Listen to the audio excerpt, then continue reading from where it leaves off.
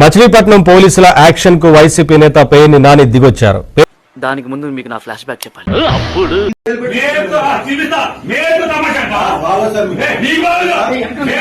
ఒరే నీ హైట్ కి నువ్వు మాట్లాడే మాటలకి ఏమైనా సంబంధం ఉందా? హైట్ కి దీనికి సంబంధం ఉంటాయి. మళ్ళీ ఎప్పుడు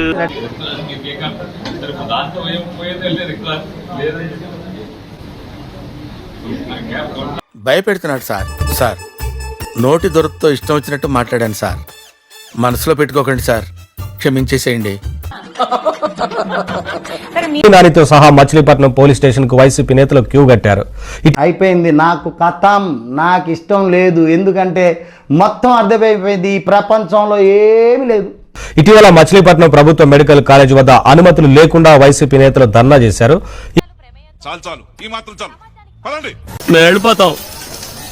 బ్యాలెన్స్ పేమెంట్ ఇవ్వండి. 400 మందిపై కేసు నమోదు చేశారు పోలీసులు.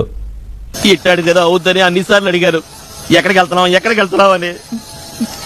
మీకు అసలు ఏం రైట్స్ ఉన్నాయండి మమ్మల్ని ఇడికి తీసుకొచ్చి చెప్పడానికి?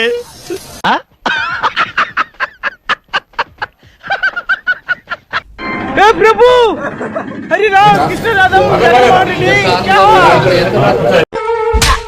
చెప్తానాయల్లా నీ వల్ల కదా నా జీవితం సంకనాకపోయింది.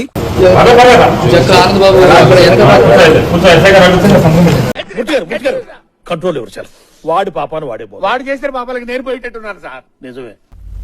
సుమారు 100 మందికి 41A నోటీసులు జారీ చేసినా ఎలాంటి సమాధానం లేకుండా వైసీపీ నేతలు మొన్నటి వరకు దోబూచులాడారు. డ్రామాలాడిన ఒక్కొక్కడికి ఈ క్రమంలో యాక్షన్లోకి దిగిన పోలీసులు ఇటీవల వైసీపీ నగర అధ్యక్షుడు మేకల సుబ్బన్నను అరెస్టు చేయడంతో అలర్ట్ అయ్యారు. ఇలా జరిగింది ఏమిటి? ఓం నమః శివాయ.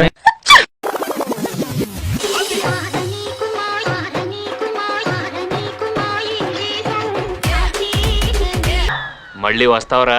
ఇంకెవడైనా వస్తాడా? నానితో సహా పోలీస్ స్టేషన్ కు వచ్చి నోటీసులకు రిప్లై ఇచ్చారు. ఇక వైసీపీ నేతల స్టేట్మెంట్ ను ఎస్ఐ ప్రభాకర్ రావు రికార్డ్ చేశారు.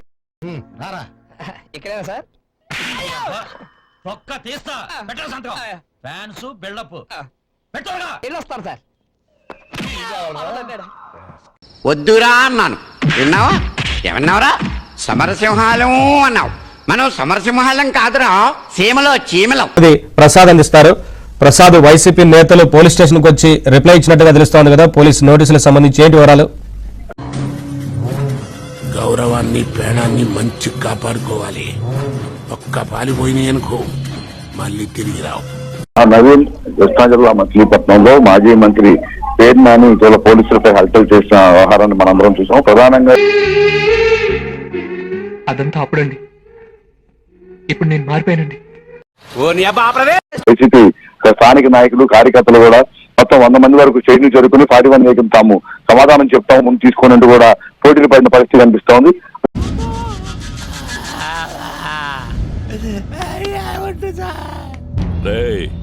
ముందు మీలో ఎవరు చేస్తారా? పోలీసులు నిజంగా యాక్షన్ తీసుకుంటే ఏ చర్యలు ఏ విధంగా ఉంటే ప్రజలు కావచ్చు నాయకులు కావచ్చు చర్యలు స్పందిస్తారని చెప్పడానికి ఈ రోజు జరిగిన ఉదాహరణ. జాగ్రత్త, ఎవరనుకున్నావు? నల్లబాలు నల్ల త్రాచు లెక్క.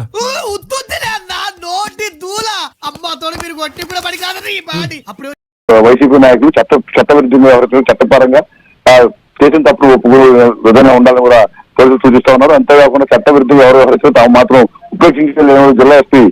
ఎక్కడికి వెళ్ళినా బలుపు తగ్గించి బతికితే 10 మందిలో ప్లేస్ ఉంటుంది, పద్ధతిగా బతికితే 10 ఏళ్ల లైఫ్ ఉంటుంది. కాదు అడ్డంగా ఎదిగేస్తా, జనాన్ని తొక్కేస్తా, ఊరి మీదకి ఎక్కేస్తా అని కొవ్వు బలిసి తలకెరేస్తే చూద్దాంలే. చూడటం కాదండి, మీరు చెయ్యాలంతే. సరే, మీరు ట్రై చేస్తారన్నారంటే అది ఓకే అయిపోయిన